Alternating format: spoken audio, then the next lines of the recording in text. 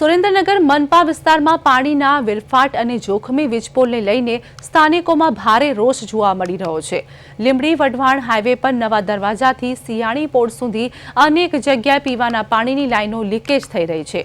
પાણીના કારણે વીજપોલ નમી પડ્યો છે, જેને લઈને સ્થાનિકોમાં ભયનો માહોલ છે। સ્થાનિકોએ તાત્કાલિક પાણીની લાઈન રિપેરિંગ અને વીજપોલનું સમારકામ કરવાની માંગ ઉઠાવી છે।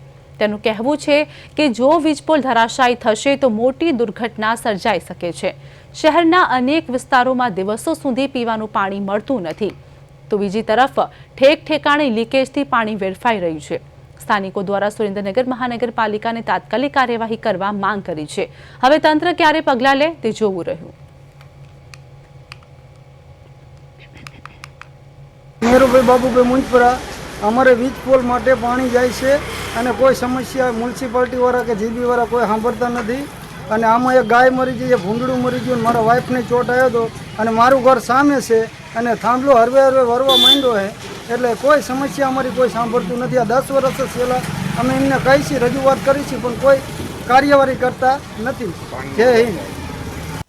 મારું નામ વાઘેલા હિંમતલાલ શિવલાલ।